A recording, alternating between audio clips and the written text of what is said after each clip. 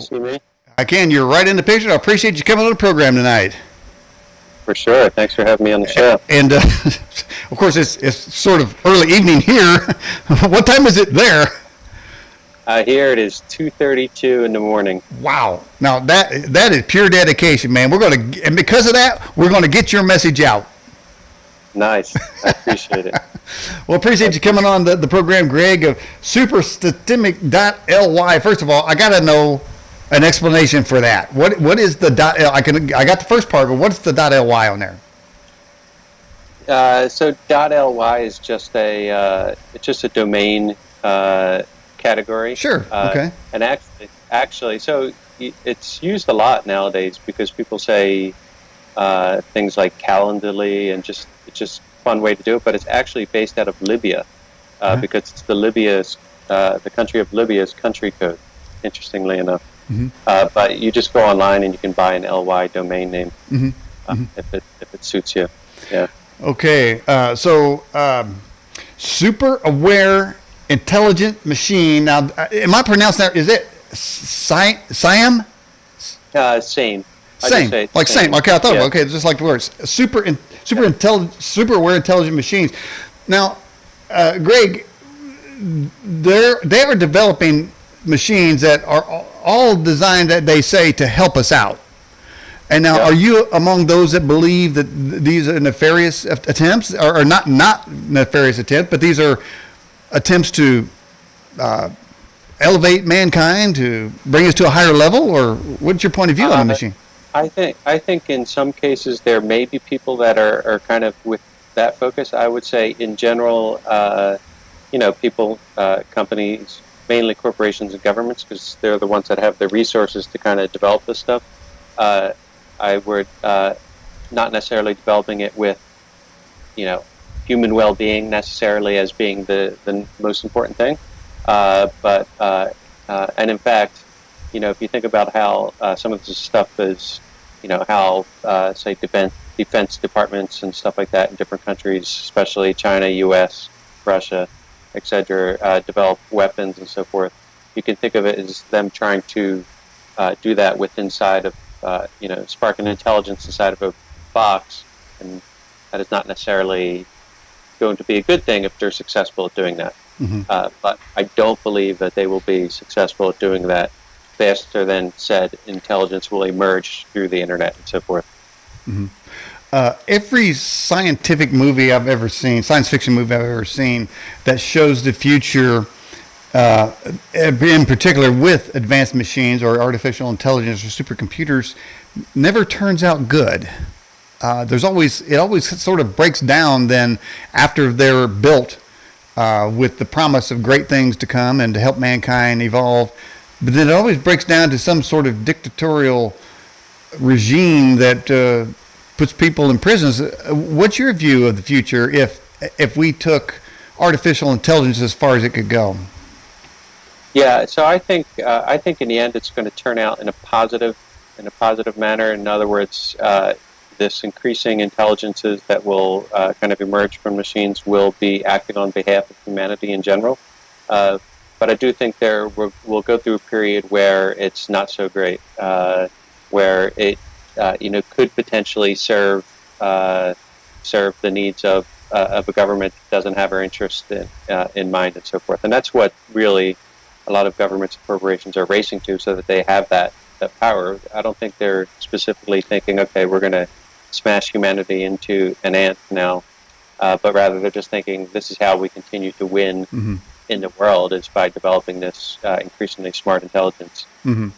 So I think in general the way the movies play that out just kind of more plays into the way that we as humans like to be entertained, in terms of very simplistic good versus evil kind of approach. I see it being more like when social media arose. It's this really big monolithic thing, and it's kind of hard to understand its impact on humanity. In some parts of the world it causes revolutions to happen and so forth. In other parts of the world it causes, maybe the truth to come out about the way the world is run, and people to get smarter slowly, but smarter over time and so forth. So that's kind of how I think of it. the increasing presence of AI is being accelerated by the quantum D-Wave computers. Now, the developer of the quantum computer said that standing next to this machine is like standing next to an alien god. Were you aware of that statement? I was not aware of that statement. Mm-hmm. There's definitely, like, if you look at the tech world and so forth, there's definitely like a fetishization. AI is fetishized in a way, where a lot of people believe it's going to be like a godlike figure and that sort of thing. I don't really believe that. I think that, again, that just plays into our simplistic ways of thinking about good versus evil and that kind of thing. I think it's more going to be really an extension of our existing intelligence.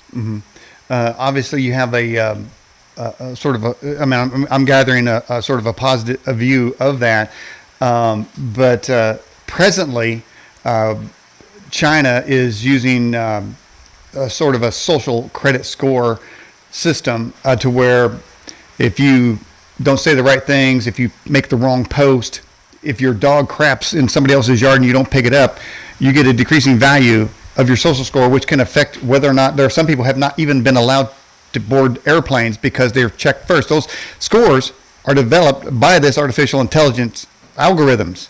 And so in place in one of the largest populated countries in the world, that is what's going on. Now, are you seeing that trend is going to reverse? I do think so. I mean, I think that's definitely a huge concern, obviously, such manipulation of people and so forth. But I do think eventually the same technology, the same AI will actually lead to the Chinese government, for example, being overturned because the collective intelligence of the people will be so great that they see this surveillance tool that's being used against them as being something that needs to be removed. So I kind of have that.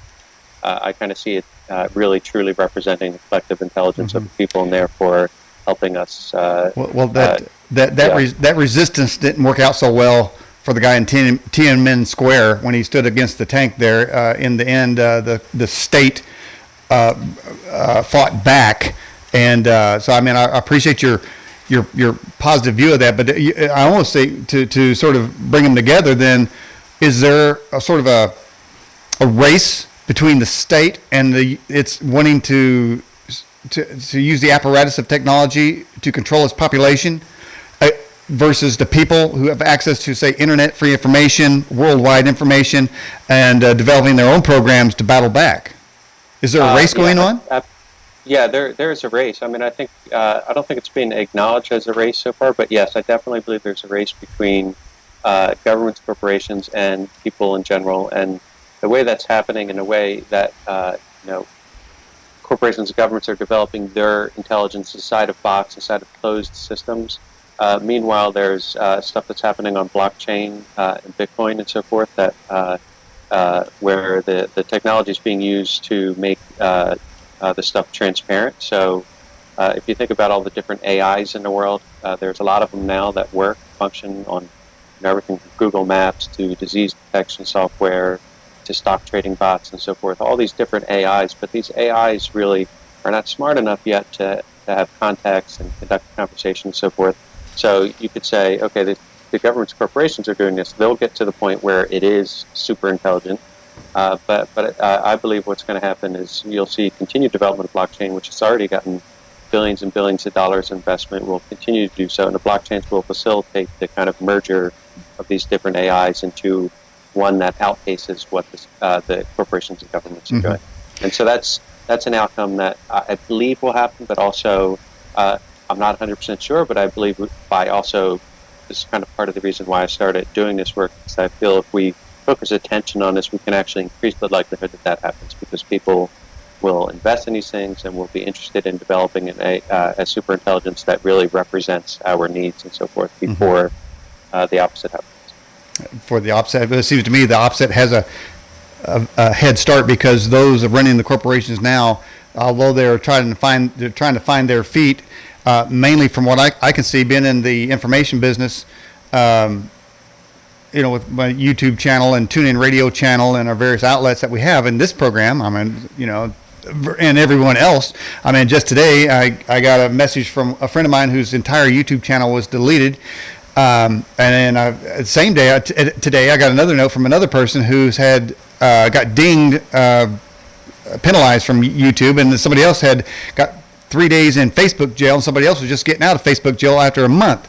So when you're talking about, the bringing AI to help mankind right now, what I see, the people in control of AI, the majority are really in the social media era. Now I know they're in weapon systems and governmental systems. They're trying to get that into the governmental systems better than it is. But we out here in the land now are feeling the effects of the AI, Greg, and I'm not seeing positive effects.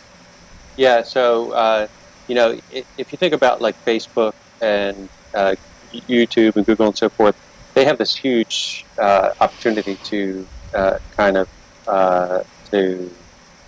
to govern us right now, even though we haven't really granted them power except for by giving our data and so forth and putting it in our system. So on blockchain, there are a bunch of different blockchain systems which are trying to change that paradigm by creating Facebooks and YouTubes and so forth that don't give that power to them, but rather allow us to kind of really control how our content and so forth is put out into the world, and to not be able to have somebody in a position of power to say, no, you can't do this or you can't do that. Truly a place where freedom of speech and freedom of expression lives and cannot be stopped. So I think that's the promise with blockchain, and so this is kind of part of the reason why I see this blockchain, the foundation of these technologies through blockchain, is very important to the future of our freedom of speech and all the other stuff that's being kind of hampered now by corporations that may have a political view or not, that influences who they decide to give permission to. Well, the person I mentioned earlier, their YouTube channel consisted of a lot of videos of Hollow Earth. Now, I don't know what kind of threat that poses, and I don't know what kind of community standards that supposedly violates. Nobody has really even found out what the community standards are. They seem to be a moving target. So even if you knew what it was, it wouldn't matter, because if they don't like what you're saying for whatever reason, then they're going to block you away. And I was discussing this with my wife today, and you're talking about the eventuality of blockchain aiding in the development of competitors in this field of information, and even your information needs to be available. Even for those that are watching, of course, now those that are watching that may disagree with what you're saying. The point of this program is to let everybody have a platform. Everybody have a say. I've had people who are vehemently against what you're talking about today. But everybody needs to have a voice. But we were discussing that these secondary platforms would not work unless instantly a majority of people moved over to them. Now, blockchain might be a slower developing, and it might be a developing situation going on there, but in general, there's not going to be another YouTube or another Facebook. I think others have tried, and there's like 3 people on them, and nobody goes over there. Populations worldwide would have to say, they'd have to talk to each other and say, this day we're all going to move over to this. And I'm not seeing that. Do you think there's any possibility that could happen if the technology, the opposing technology existed? Yeah, I think once the financial incentives are in place, right now, the main financial tool of YouTube, for example, is advertising. So people advertise on our YouTube channels. Google takes a huge cut of that advertising budget, and they've created this fairly simple tool to use. I think once there's a tool that actually gives people 99% or 100% of their advertising dollars, rather than the huge cut that Google takes out, I think you'll start to see things shift. I see it as more like a matter of having simplicity of design and the right economics in place. But it's a huge opportunity for developers to create something that's more useful, more transparent, and just a better user experience for people. So I do think it will happen eventually. I don't think, even if you look at the way technology has developed and so forth, it's only been about a decade or so since this kind of new power has been granted to these corporations, and I think eventually they're going to lose that power. Well, I think that might have been a misnomer there. You said granted I don't. I think you actually yeah. said earlier that we haven't granted.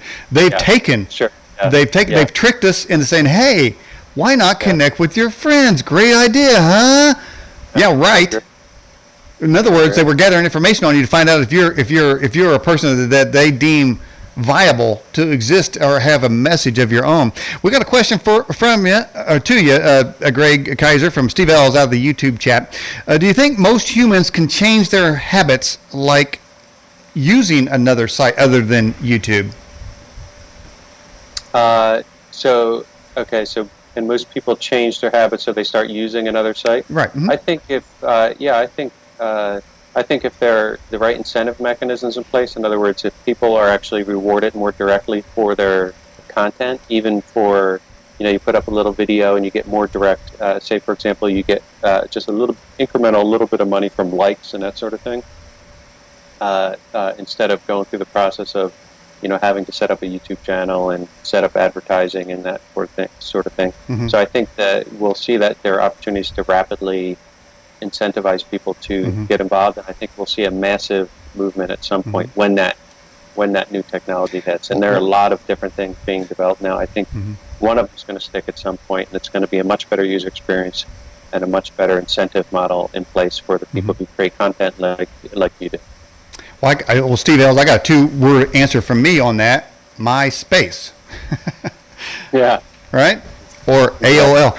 AOL, man. Hey, I don't know how long you lived in Italy, but did you ever get into the AOL internet discs? Or I don't know how old you are, but Oh, totally. I installed those before. I worked in tech. I've just been in Italy for a couple of weeks now, so I live in America. But yeah, I used to install those things. That was I had you. A MySpace account and all that stuff. That was you, huh? Yeah, that was me. Well, thanks for joining us, Greg. See you tomorrow. That was you. By the way, if you have anyone just logging onto the program, we have with us Greg Kaiser talking about super aware intelligent machines all the way from Italy, staying up very late to talk to us tonight. Appreciate you so much, Greg. Second question come in for you. It's sort of like the first, why most humans are habitual. Let's move on to another question for you, Greg. When these machines get intelligent enough, are they not going to communicate with themselves and develop their own programs?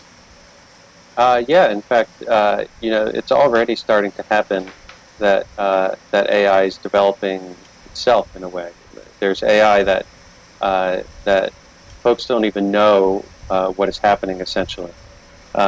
So, for example, at Google, they're developing some algorithms where the developers don't even know how the AI solved the given mathematical problem. They just know that it did, and they have mm-hmm. no way of verifying how it did it. And so you have that happening, but at the same time, it's something called recursive learning, where the algorithms are learning and reprogramming themselves on the fly. And so that type of stuff is only going to increase over time as things continue to develop. So I do think, yes, they will continue to program themselves and do so more and more and more. Greg, who is this man to my right? To your right? Oh, wow. With the glasses? Who that is. What's that? With the glasses? Oh, I'm not sure who that is. Nice haircut, though. I got that off of one of your websites there. Yeah. So I thought you might know. You were in the background. I said, wait a minute now. What's going on here? All right, let's get to another. Let's get another question here for you. This is from Scott Richardson. It says, would Greg agree that AI needs truth and facts in order to grow? All the lies the government purports is false data and does not compute? I think in general, as AI algorithms run, it's going to the process will eliminate these lies and fictions and stuff that we're told. Just because it's not going to care in the end about a government initiative or entity or whatever. It's going to care about the underlying goals that it has, which I believe will be mostly inherited from us and from our needs and wants and desires and so forth. Mm-hmm. All right. There's another question. Are we not just another type of machine? I think there's an argument to be made that our brains kind of are essentially just a bunch of algorithms that sit on side of gray matter in our brains and have developed that way over time and have fired up these these personalities that we have and so forth. Mm-hmm. I'm not sure. I'm 100% there, but I believe there's this pretty strong argument to be made there. Mm-hmm. Why did you write the book, Dear Machine? I just felt that the AI is an increasingly important subject for people to consider, and its impact on our lives is only going to increase over time. And I felt it would be valuable to bring up the discussion and see what people thought, and have people kind of think about things on their own as well. So I have one point of view, but well, now the title of it says "Dear Machine." Who are you writing the book to? So the letter is it's a letter to a future super aware intelligent machine. I specifically say super aware intelligent machine instead of just intelligent machine, because I believe the idea of intelligence also involves awareness. In other words, being aware of all the different things that happen in the world and being aware of all the different needs and wants and desires of people and so forth. So it's a letter to this future machine, but at the same time, the letter to ourselves in a way, because I see that the AI increasingly will be an extension of our own intelligence and of our own wants and needs and desires and so forth. By the way, those watching the program or listening on, well, those listening on TuneIn Radio, you can't answer this question, but those of you in the live chat, if you or someone you know has been banned or put into prison, in Facebook prison, or banned from YouTube, or had any deleted or any comments from those multimedia giants, just put yes in the chat. I'd like to know how much of the audience have experienced that. Chuck Bam says, Greg, should we take the chip? Everybody's talking about a future when we're going to just have a chip installed in our wrist or forehead. Should we take it? Shit, I won't be one of the first people to do it for sure. I mean, I think there's the opportunity where you can maybe get more information and so forth, especially if you consider the brain connection, the neural network or the neural connection and stuff. But I'm not going to be one of the first people to get it, and I think I would definitely wait a decade or so before, if you want to jump in before you decide. So what you're saying is you want other people to take the chip, and then you'll see how it goes for them. And yeah, I don't advise anybody to take the chip, but if they do, fine, they'll be testing it for the rest of us. But you are aware that there is such a thing out there. Yeah, I just met somebody recently that had a chip inside of them, and they use it to buy beers in Prague by just waving the chip in front of the little computer. It seems cute, fun, and stuff, but to me, that's off limits for a long time, if at all. I mean, I don't really see myself having a chip inside of me. Here's a question from Stack Stevenson. Does the 5G network play a big part in artificial intelligence? I think it could, just for the speed of connection, but I'm concerned about the technology in general, and I think we can do it. I think we can do it without going there. Okay. Sounds like you got a lot of hope there. Steve Ells asked this question, says, Greg, do you think God can control the supercomputers? That's a question I'm going to have to... I can't really answer. That's sort of a philosophical question there, isn't it? Yeah, that's a philosophical question that I really can't. It's not something I've really thought about in great detail. I mean, if there's an all-powerful God, then I believe yes. It seems possible, but. All right, Chuck. If you're watching, man, tell Grandma how to log into the YouTube there and get into the chat. Peter from Australia, just subscribe to our YouTube channel. You should be able to get into our chat. Here's a question from Doreen 8951. Do you have any questions, or do you have any information on Nibiru? Nibiru? Yeah, it's supposed to be a planet heading this way. I don't know what the Nibiru. Nibiru, yeah. I don't know what the Nibiru is. It's Planet X, I think some people call it. Oh, okay, the kind of hidden planet that's heading our way, that sort of thing. Yeah. No, I don't have any information on that. I would love to have some though. So if anybody wants to share it with me, yeah. You? I'll tell you, if it's coming this way, I hope they're bringing me some extra cash. I mean, I heard there's a lot of people up on that planet, and they're coming down to go help us out. So Oh, okay. Yeah, I'm good, some cash and stuff. And that's the thing about the whole alien agenda. I know that's not your forte, but I'm going to throw this out Yeah.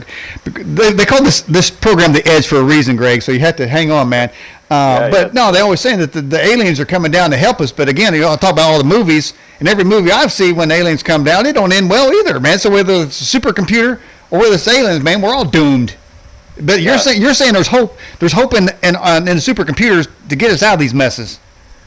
Yeah, on the longer time scales, yes. I mean, if you just think about all the things that technology, over time, I think we've gotten from the printing press to the computer and so forth, we've gotten increasingly free in a way. I mean, it seems like we're under the thumb right now, but we're much freer than people were 100 years ago or 200 years ago, 300 years. So I see that over the longer time scales that things will get more free.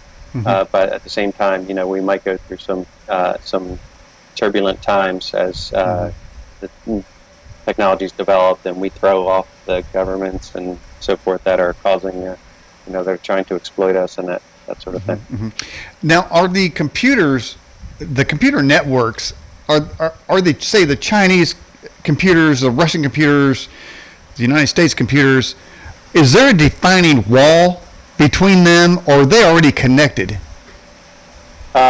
So, I mean, they're all connected to the internet in some way or another. I mean, I think that as much as they try to put up walls, those walls kind of get broken down by, by the other entities. So, I think they are connected. All right. Well, we had a few people say that they're not going to take the chip, but I don't know if there's probably already alternative technology. I know when I open my iPad, it scans my retina. Now, I'm really not happy about that, Greg. Now, do you have do you use that sort of authentication? I have one that has my fingerprint. I don't have a retina scan one, but yeah, in general, I mean, I think even the shape of our face, it could be kind of a unique identifier for us, So we have to be concerned with all the different ways that our data is being used and so forth, and that's why I think using encrypted services and that sort of thing as much as possible can be helpful. But I definitely see that as being a problem, that our face is essentially a unique identifier that will somehow be in a computer and be easily detected across networks and across cameras. And so the opportunity for surveillance will definitely, is definitely increasing in this period in my. Well, it just reminds me of the Minority Report, with Tom Cruise. Everywhere he went, somebody was scanning his retinas, and I got a feeling this is just, so again, it's almost predictive movies, man. I mean, it can easily see that, just logging on to the iPad is just a quick scan, but I can imagine walking into a building getting a scan too in the very near future. Yeah. That's believable. But I tell you what, though, what I won't do is buy some black market eyeballs to defeat their security. I don't think I'm going to do that because sounds like they can't really do that. I don't know. Maybe they can. Yeah, probably not a good idea. Doreen 8951 asked this question: do you think AI would ever crash the economy? I think it could in a way that including things like blockchain and so forth. Our economy right now is so dependent on us consuming, and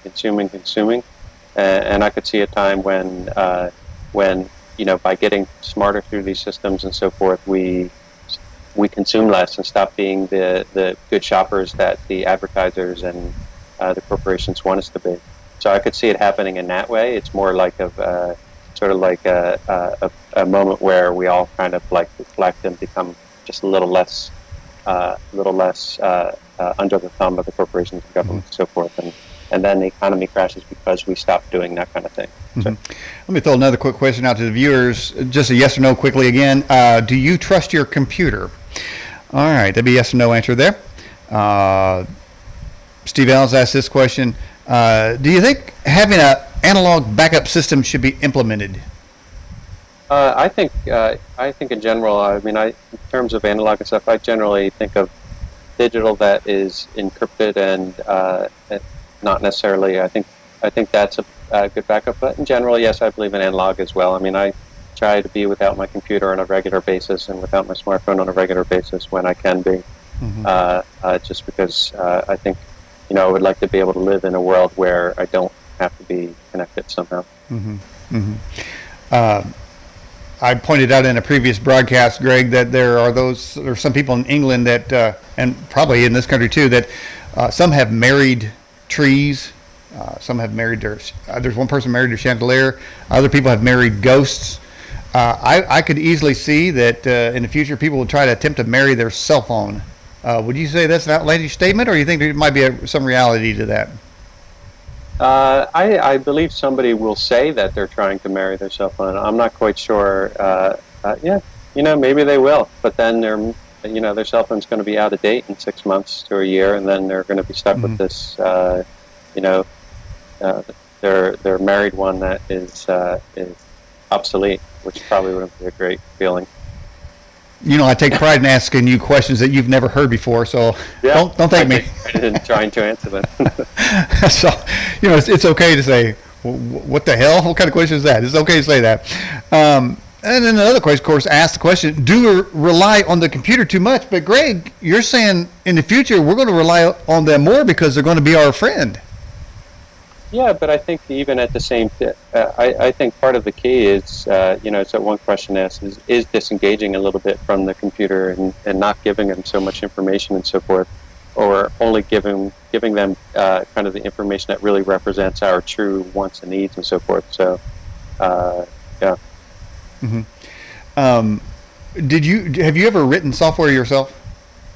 I did a little bit of coding back in the day, in the mid to late 90s. Like HTML markup, stuff like that? No, I did some C++ stuff as well. Okay. For corporate systems, that kind of thing. Okay. Well, I only asking because it seems like you have a bit of a, you're more trusting, it seems, of technology. But it sounds like we agree, though, that there is sort of a competition between humans trying to make life better with computers, but in the world, Greg, there are so many nefarious forces. There's so many people. I want to say globalist, and this is the perfect tool. I mean, Hitler he'd be running America now if he had this technology. Yeah, and I agree. But also, one of the reasons why I ended up kind of in this more optimistic point of view is because I also see it's important that we try to find a path that that we can kind of go down that does give us opportunities to make this technology better, to make this technology act on our behalf and that sort of thing. Mm-hmm. Now, see, I'm a cowboy, Greg, and if I had now you had a conversation where you said "dear machine," and I would say, I was you son of a bitch machine. I'll kick your processor back to the Stone Age, man. I mean, I won't mess with him, man. You're writing love letters to him, man. I'll bust him in the chip. We need good cop, bad cop. So I'd like to read your letter to the machine. Mm-hmm. It wouldn't be so friendly. Dreamwalker says, Greg, how do you get around with evil people programming the computer? Well, I guess it's sort of right off what I was just saying, that obviously people are going to harness the technology, and they are, and it seems to me they got a running start. And I agree with you that theoretically technology could be a great tool for humans. Maybe plant corn in Africa, the desert, that type of thing. Stop chemtrails and stuff. But I don't see it heading that way. I mean, again, I have this kind of optimistic point of view because I see it as necessary. I think it could very well go very dark as well. But I'm hopeful, and I'm just pouring my energy into trying to see the opposite happen. Okay. All right. See the positive. I agree with you. I agree with you. But even being optimistic about it, you're not deluded in the fact that, and I think you've expressed that there are forces that have that technology in their hands right now that shouldn't have it. And they're trying to develop it. They're trying to develop it as well. But again, I think it's one of those things that's going to blow up in their face eventually. Mm-hmm. Mm-hmm. All right. Have you ever seen the movie Extinction? I don't believe I have. No. Basically, that's a movie where it starts out with a family, and a guy goes to work, and he starts having some sort of flashbacks, and he has like visions of being attacked from space, and it turns out it's a twister. What happens is they reveal that the civilization on Earth they all look human, but they were all robots, and the humans had to leave the planet because the robots kicked humanity's ass, and we had to go to another planet to finally we built the technology up to come down and attack the Earth to take it back from the robots. I mean, talk about a twist of fate. And I mentioned that movie because it seems that we are being desensitized to robots. I mean, certainly in Vegas, everybody's having sex with robots, I suppose, and in Japan they don't want to touch each other, so they're having sex with robots. But they're always, and then you got the robot dog, and you got robot here, robot there, robot everywhere, and they're trying to make the humans look like the bad guys and the robots like the good guys. Are you picking that up as coming at you like that, or are you seeing that as not that way at all? No, I don't really see it that way. I mean, I think often robots are shown to be a bad thing and kind of something we should be fear and so forth. So I don't see that there's that. I mean, it doesn't seem like there's an agenda necessarily, but I could totally be wrong about that. Mm-hmm. There are lots of agendas under that happen all the time. Taking technology to its furthermost place, and I don't really, you don't have anything. I never saw anything from you about aliens, but let's just say extra, and that is a relevant question. I mean, even Donald Trump was asked a question about that, about the existence of aliens. They're releasing the video of Air Force jets, Navy jets. The Navy just issued a new policy for fighter pilots to record events in the sky. So I mean, they're coming out in mainstream. I've stopped seeing the articles of Kook says he sees a UFO. Nutbags running in the forest claim there's UFO. That's changed now. Now it's another sighting. They've violated our airspace. This thing and other. But if they do exist and go way out into space, would they not already have time travel? A way to time travel? Yeah, I think that's very possible. Really, I think it's hard for us to even imagine what they could possibly develop, if they're, say, 1,000 years ahead of us or 2,000 years ahead of us in terms of developing technology and so forth. So I can't even imagine, but I think, yeah, time travel could be possible in a way that we can't imagine now or that we can't understand, and pretty much anything else. If you got an answer back from the machine that you wrote a letter to, dear machine, what would you think that letter, the response from the machine to you would be? Yeah, that's a good question. I don't think I can answer that question right now. I think, of course, I would like it to be, yes, you're right. This is how things are working out, and I appreciate that you noticed that before other people did. But I don't see that, I have no idea where that's going to end up. All right. Question came in and said, what would a country be like before computers? I don't understand that question, how it's written like that, but do you think it's possible that we could ever live without computers?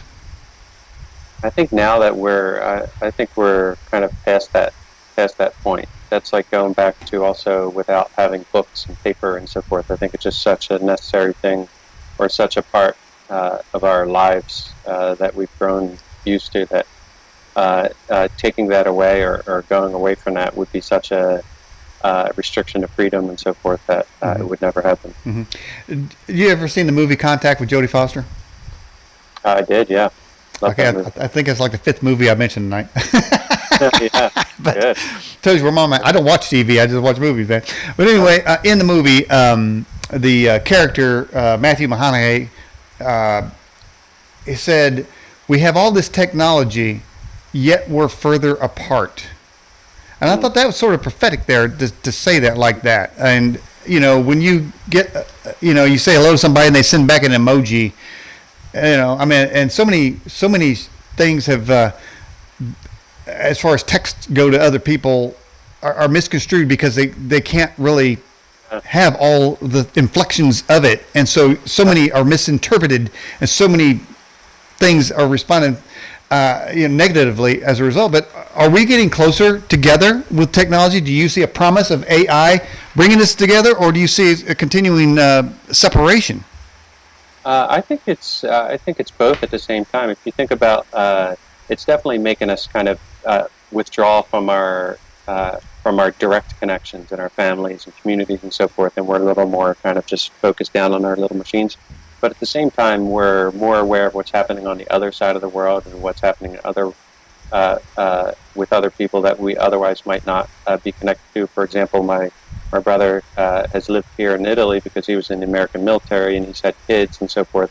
And before Facebook and all that stuff, I really didn't know what the hell was going on in their lives. But now, through these technologies, I know, and we have this kind of loose connection. And now when I see them, I'm more familiar with what their lives are all about and so forth. So I think it's happening both at the same time. And it's really hard to say whether that's a net negative or a net positive, in my opinion. A question just came in from Steve, and I really like this question. This is so deep. Listen to this. It says, Greg, do you think a machine could be running with a belief system rather than pure logic? Yes, actually I do. And I talk about this in Dear Machine a bit. I think eventually, so even a super intelligence is going to have a limit to its intelligence because there's just a limit to what we know and the data and stuff that it would have. And so therefore it would then need to go out into the world kind of in a given direction based on sort of a belief that that certain things are important, certain things aren't, so that it focuses its energy on expanding its intelligence in a given direction. So yes, I do think a belief system will emerge. I think it'll be somewhat tied to nature and freedom of people and in general nature and how natural systems work and that sort of thing. But I do in fact believe it will end up in that realm.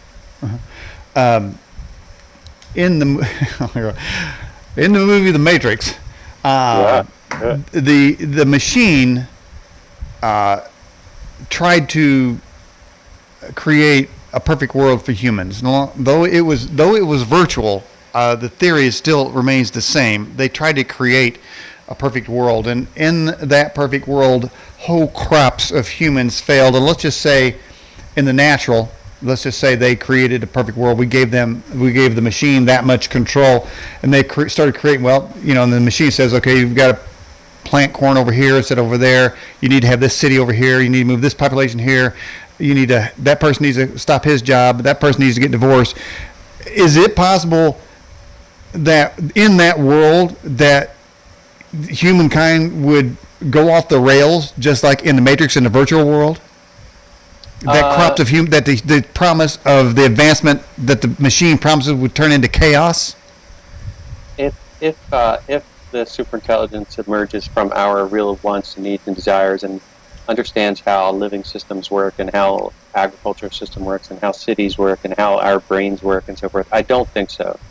I think in general we'll probably see the technology less and less over time, and we'll have a closer relationship with nature and with our farms and with all the things that are very important to us, and the technology will work in the background and kind of facilitate, kind of get out the frictions that are currently there and kind of facilitate having more free lives and so forth. All right, from our Fast Blast platform, a question from Georgia. Do you think AI systems will fight each other in a war? I think that the dominant one will. Yeah, I'm not quite sure. I mean, I think it's possible, but I think at the end of the day, the power, the most dominant one, is going to have such a superior power that there really would not be much of an opportunity for a war. Okay, in this comment, Greg, I'm going to go to a TV show. Okay. Star Trek. That was the exact scenario where two planets had left their computers to battle each other, and they predicted where they wanted the missiles to fall, even though they never fell, and they predicted that so many people died, and those people reported to the death chamber in a neat and orderly disposal. Is that not an example of, and rather than say planetary AI battle, that when it comes to it, that China and America agree we're going to have to fight this out, and instead of sending nukes, we're going to use our AI to declare which parts of the United States need to be eliminated, and vice versa? Yeah, I mean, I think in the short term, we definitely see something like that as these systems become increasingly powerful and so forth. I could see a battle happening, but I think it would still be just a battle of humans assisted by AI and so forth. As things get increasingly smart, I think military intervention is a highly costly thing that no system that is looking for efficiencies and for satisfying goals as quickly and safely as possible is going to decide to spend money on military equipment and blowing things up and that sort of thing. I think. I don't know why this keeps coming up. Terminator. Yeah. Okay, Terminator built Skynet, and if you watch that series, you know that there was a point where they were building Skynet, and it came to the point of turning Skynet on.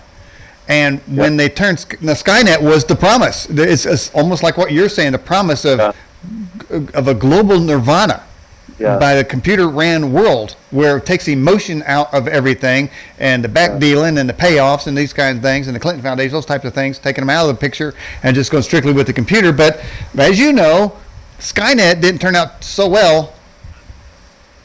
Yeah, I agree. I mean, I think also much of that again that entertainment plays into our ideas of good and evil and so forth, and I don't think it's all that realistic. But I could be wrong. So and knowing that I could be wrong, I hope other people speak up about the subject as well. And I'm sure there are a lot of people that already are.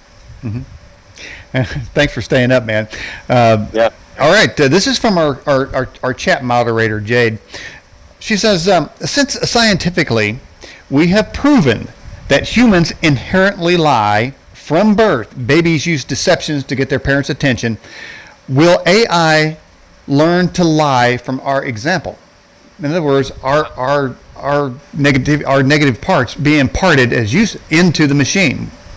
Yeah, and I think even if it doesn't learn from us, I do think in a way it will learn to lie. For example, it might in order to, so if you're thinking about it satisfying its goals and so forth, I think it would possibly manipulate us in order to satisfy its goals. So yes, I think the potential to lie is definitely there. Wait a minute, Greg.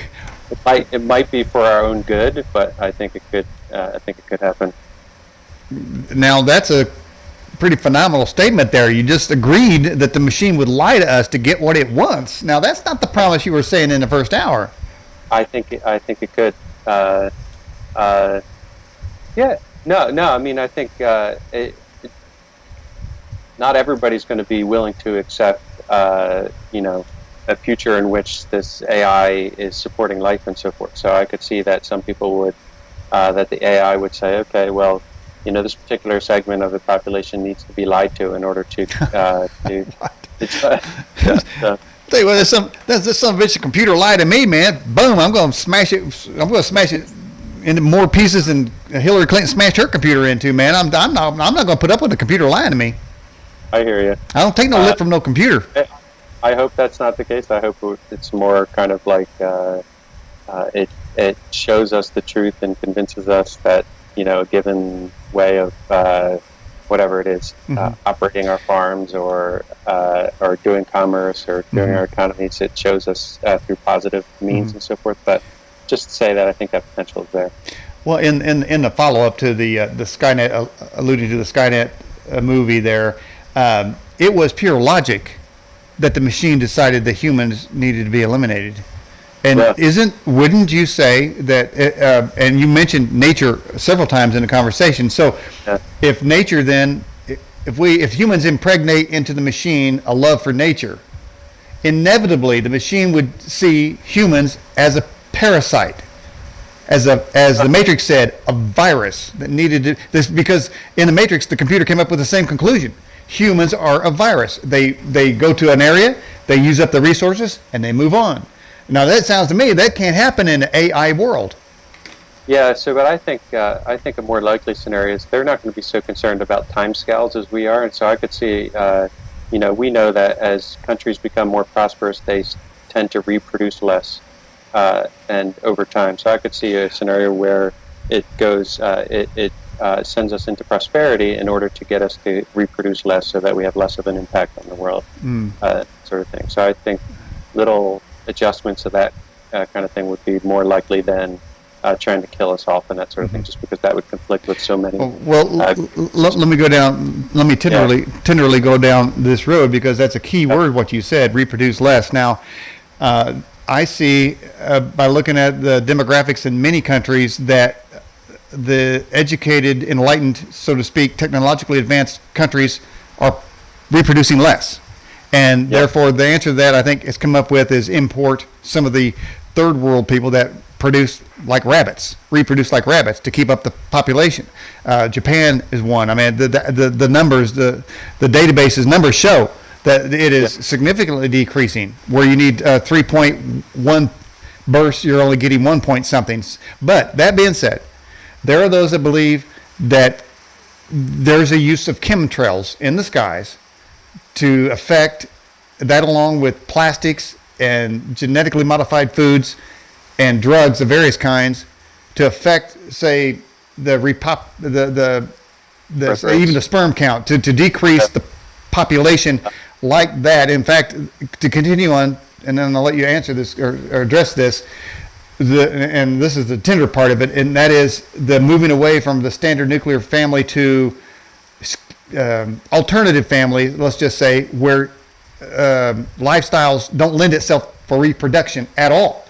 You add those all together, isn't there already a depopulation effort afoot worldwide? I think, I'm not sure. I mean, I haven't looked deeply into whether or not there is a concerted effort through chemtrails and through GMOs and so forth. I do think I'm concerned about all of those technologies, and I try to stay away from them in general in my life, knowing that it could impact my health and my ability to live a long life and so forth. But I don't know. That's a good question. I would love to read somebody's theories on how that's panning out and so forth. But there's definitely, as we get more prosperous, there's definitely a tendency for us to reproduce less. Where that's coming from, I'm not sure. But are you aware? Have you seen any of the data of the advanced countries and their decreasing repopulation numbers? You don't have to quote them, but have you seen those lists? Yeah, I mean, I'm aware of them. Yeah.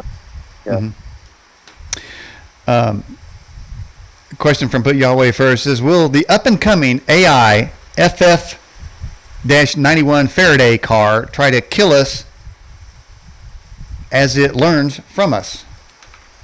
I sure hope not. I have no idea. I don't think so. But I mean, there might be circumstances where it happens. But I don't think it's going to be a concerted effort. But I could see some accidental things happening.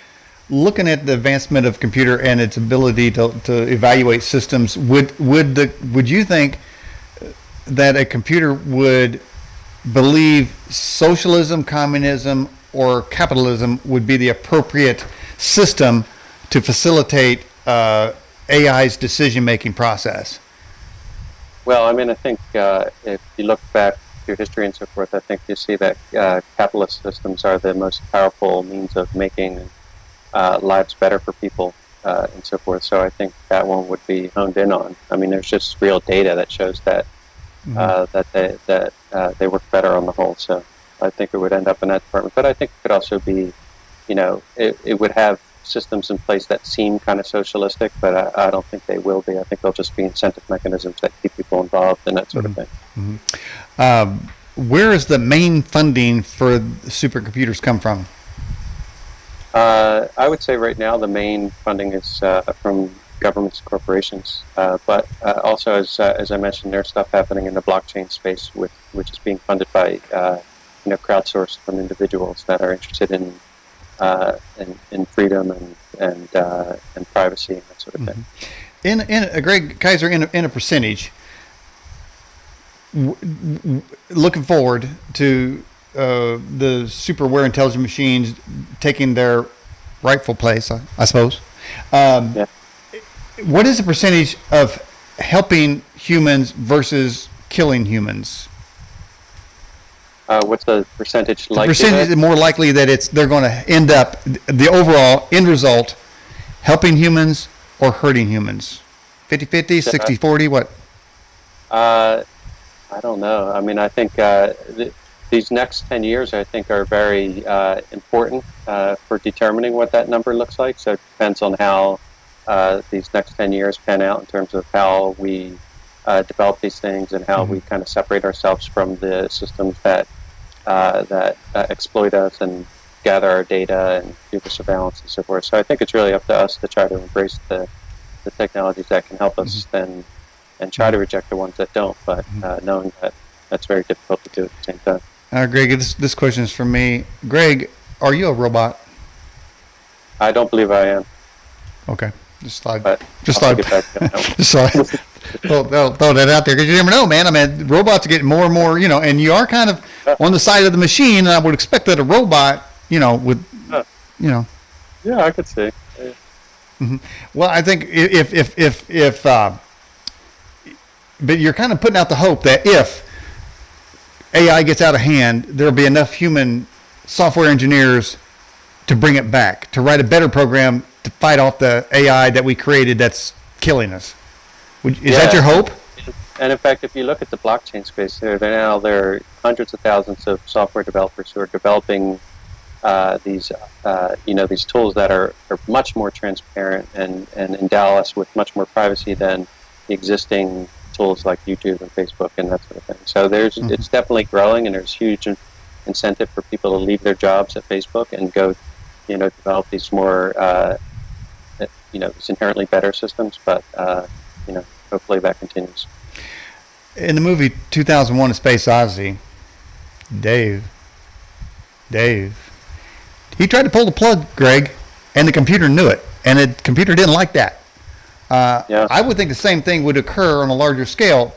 If we put this thing in power, it's going to know that we're trying to pull the plug, and I imagine it's already figured that out and has defenses to stop us from pulling the plug.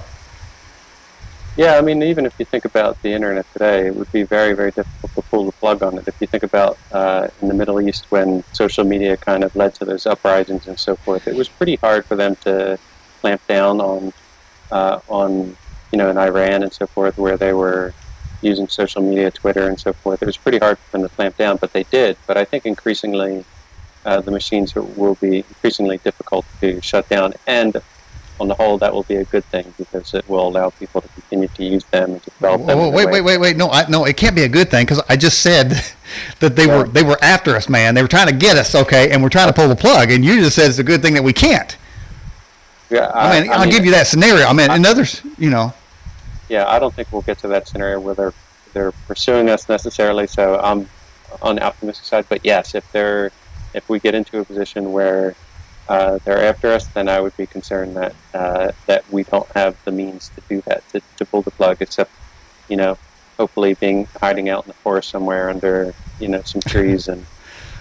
There's not a network. There's probably not Wi-Fi out there in the forest. But with the advent of 5G, I think they plan on blanketing the planet with connectivity. Greg, I pulled this book from Amazon. Obviously, your book here. What was this book about? So this book is about my childhood when I grew up. So it's just a coming of age story, just a fun. Has nothing to do with AI.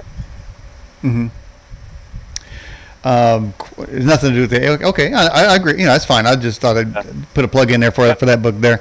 So just a brief story. I lost both of my parents when I was a kid, and I grew up kind of running around on my own a little bit and running away from home. And so this is kind of the story of what I went through in order to, survive and get out of childhood into adulthood. I'm sorry that happened to you, man. You okay? Yeah, I'm good. I survived. Did you look at any, or did you have self-inflection as to why that happened? It was like disease. My mom died in a car accident. My dad of cancer. So they were kind of. I've always reflected on, how it happened and why it happened and how I got out of it and why I got out of it and so forth. So, what'd you get out of what? most people who kind of lose their parents as a kid end up being addicted or getting into drugs and so forth, and I kind of didn't take that path. Okay. So I survived. Yeah. Did somebody come along and help you to make the right decisions, or did you somehow have the innate ability to know and have an awareness that you weren't going to go to the self-destructive route? Well, actually, I went to a boarding school from 6th through 10th grade, and so there's a boarding school in Hershey, Pennsylvania, called the Milton Hershey School. So the guy who created Hershey created this boarding school for kids from bad situations, and I think that was a key part of my being able to have that stability for the rest of my life, and so to not be destructive and that sort of thing. Did you ever ask the question whether or not God exists during this time? Yeah, absolutely. I asked it all the time, and I used to go to church all the time with my mother and so forth. So, yeah, I mean, a belief of some sort was definitely part of what got me through as well. Do you feel like you're on a life path that God has placed you on, or how do you view that? Yeah, I'm not sure. I believe, right now that doing what I do is kind of my purpose in a way. I don't, maybe God put me on that path. I don't know, but strong potential. Have you had any supernatural experiences? I wouldn't say supernatural. I've had psychedelic experiences with the use of psychedelic medicines, which have helped at different times in my life. But you haven't done any recently. No, not in a long time. Good. Stay clean. Yeah. Oh yeah. Right. Yeah. Well, I tell you what, man.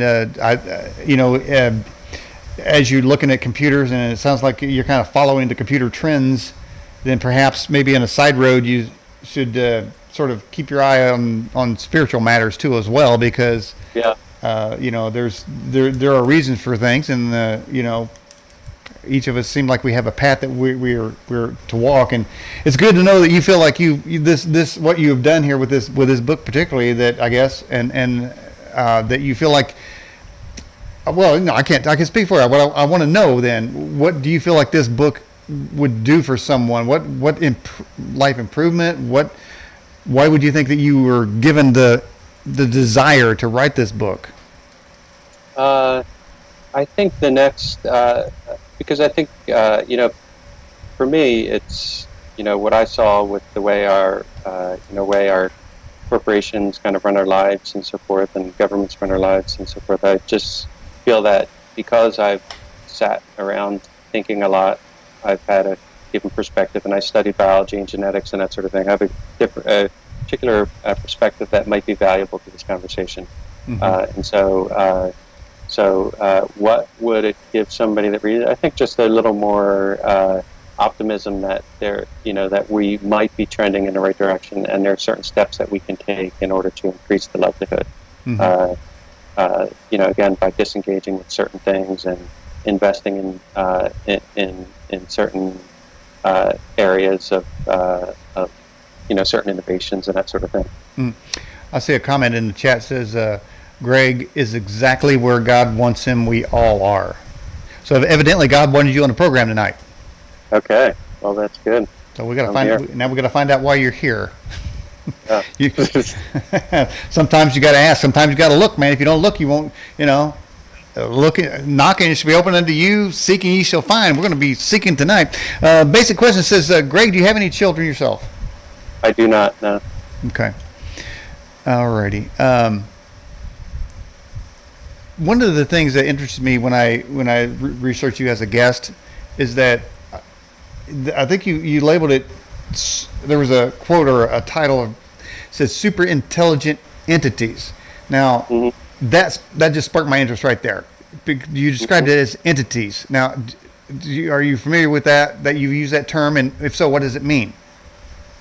Yeah. So I use the term entity because, and also just this whole idea of writing to a machine, because I think it gets people's attention and gets them to focus on a subject. Because I don't really think, if you think about superintelligence emerging in the future, I don't see it really as a separate entity from us, but rather an extension of kind kind of our ideas and our work and so forth.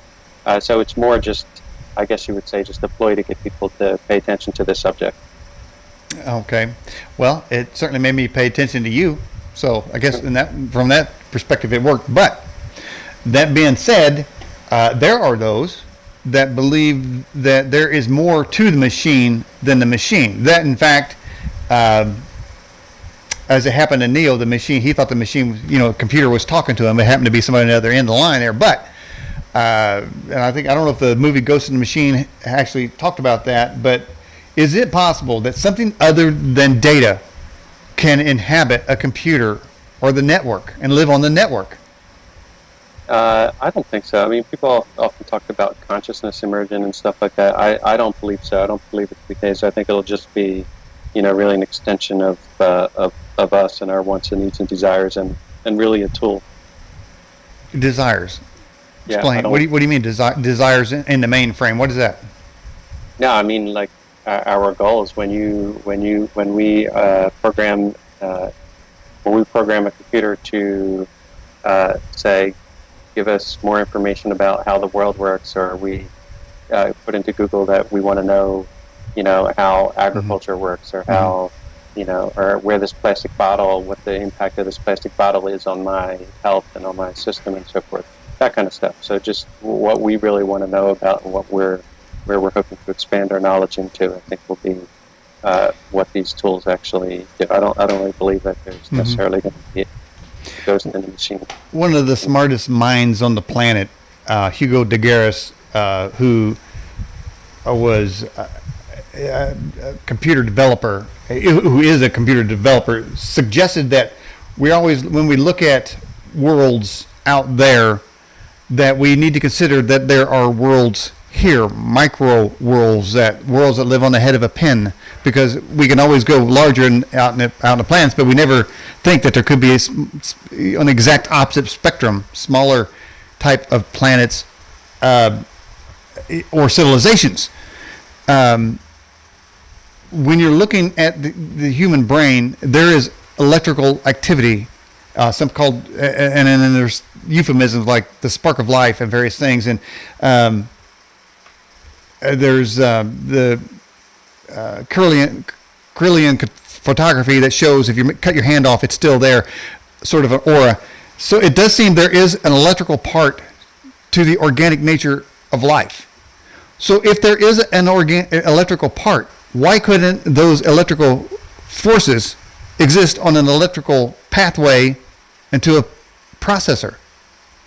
Yeah, there could be, and people talk about the biofield that kind of surrounds our body and so forth. I just chose not to dive into that stuff too much, just because the science isn't there yet, and there's nothing we can say there's nothing I can say that's going to lend any more clarity to that subject. So that's essentially why I didn't kind of go there.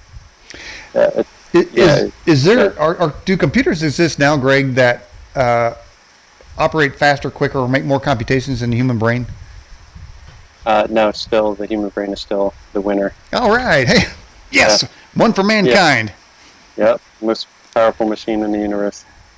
Will the advent of the super aware intelligent machines, SAM, would they know the difference between good and evil? I believe they will. I believe just as we, collectively do, I think they will. We may have problems with individuals or groups of individuals that seem to not know, but I think collectively, on the whole, humans do, and therefore these machines will as well. Mm-hmm. Well, Greg, turn yourself into this super aware intelligent machine. Turn yourself into it right now. I asked earlier the question about whether the machine, let's just use it as in general description of all of them, in the future world that you're describing, came up with, as you said, the conclusion that capitalism is the best system to run the planet while it's running humans. Mm-hmm. This machine was going to be asked, did humans evolve, or were they seeded from aliens, or was there a divine creator or designer? What would that machine say based on the logical conclusion? That's a good question. I don't know where it could potentially end up. I think there might be data out there, information that kind of gives it an inclination to lead one way or the other, but I have no idea where it could possibly end up on that subject. Mm-hmm. Statistically, is it more probable that life assembled itself or it had help? I mean, if you think back to when life was first, according to what science says in terms of when life was first sparked on Earth, there's still unanswered questions about how that actually happened. So, yeah, I mean, I think it might conclude that it was helped along, but I'm not certain about that. Mm-hmm. Mm-hmm. Can humans be hacked? Yeah, in a way. I mean, I think we already are hacked on a regular basis by the powerful forces that operate in our world. That kind of manipulate us to think things that we otherwise wouldn't have, and use images and videos and that sort of thing. I think the opportunities to do that are becoming less and less, but I definitely think AI will continue to be able to do that. I think as time goes on, it'll do less and less of that because it's not in our interest for that to happen. And I'm from the optimistic side that thinks that this ultimate intelligence will help us rather than hurt us. But I think in the interim, we'll definitely see more hacking of the human brain, hacking of us. You suggested during the interview, Greg Kaiser, that humans. What I'm gathering is, and correct me if I'm wrong, that humans will project into the system, into the computer, our own, and you said our own wants and desires. So there is this projection, the impregnation of the human experience into the machine, and therefore there are choices that machine would make based on those. Is the machine now, as I said in the movie Contact, Jodie Foster was being questioned by the people as to whether or not she was qualified to go into space, and they asked her, "Do you believe in God?" And she said, "I don't believe there's empirical evidence either way." And you've kind of said that yourself a little bit in one way or another about whether or not we were designed or not. I think you kind of came down a little bit on some kind of help there. But they asked her that question, and she said, "Well, there's not evidence either way." And she said, or they said, "Well, 95% of the planet believe that there is some sort of deity or godlike creator out there. Are 95% of the planet delusional? And only 5%, including yourself as a possible astronaut, don't believe it's not true. Therefore, that projection of the belief that humans have this innate desire to serve a creator. All the religions have sort of there's a God and you serve him or worship him. Wouldn't the computer then, as we impart our humanity into the machine, see that and then want itself to be worshipped? I don't think that would lead to it wanting to. I think it would lead it to giving us the freedoms to do as we want to. But I don't necessarily see how that would serve it. I don't see how it would serve its goals necessarily.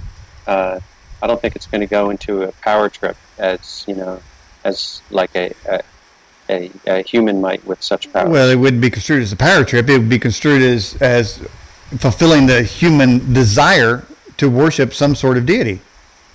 Well, I mean, I think it would allow us to continue to worship the ones that we already do, and not try to supplant those. Well, again, I would think that computers are there to create a certain amount of efficiency.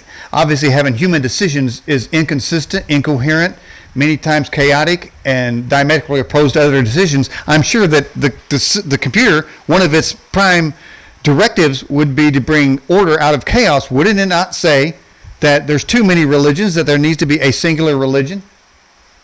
Well, I think it would do what we did in the West in separating church and state, or separating separating religion from the government operations, separating religion from economic operations, and for it to be a truly personal thing, as opposed to being integrated as it is and deeply integrated as it is in many countries. Mm-hmm. Well, there would have to be major changes. But for instance, I would think that there would have to be a worldwide um, um, council of some sort, representing many countries, for this system to work to its fullest extent. Would have to be a worldwide system. But you have major players, say such as China, that says there is no God, therefore there is no worship, and you have many more countries says that there is such a thing. Somebody's going to have to give some ground there. Well, I mean, I think a lot of the existing power structures are going to fall as this thing rises into and makes us. I mean, when I say it's falling, I'm not saying it's it's a super intelligence that's making it fall, but it's us, because we're smarter about how the world works, and the population of China becomes smarter about how their government has been kind of manipulating them and so forth, and overthrows them essentially. So I think in order for this thing to work and continue to, make life better and so forth, many governments are going to have to fall. The technology in a cell phone is fascinating, and I think it's one of the reasons people are addicted to it. It puts so much control, instant information. So many other devices are controlled by it. People basically are just look at it all day long, carry it. It's fascinating, I suppose. But do you think that the technology that's in there, or anywhere, even including the D-Wave quantum computer, is it strictly the development of human engineering, or do you think that we've back-engineered technology from some other place or other time? That's a good question. It's not something I've put a lot of thought in, so I can't say I have a good answer for that. But it sounds possible that we've back-engineered things and that sort of thing, and learned from elsewhere. There's always things that happen that governments want to kind of keep out of our interests and keep us not focused on. So I could see that being one of them. Sure. All right, so Greg Kaiser, you're seeing a positive outcome from super aware intelligent machines. What's the time frame to bring into fruition, as you see it? Or are we talking for singularity? I suppose 5-10 years. When? I think we're looking at like 2030, that time frame, and where it starts. That's why I think these next 10 years are really important for us to kind of get our crap together and kind of get better systems in place for protecting our privacy and giving us the freedom that we need and so forth, and not being exploited in that way. But yeah, I think 2030 and onwards, then we'll start to see the major changes to the world in general.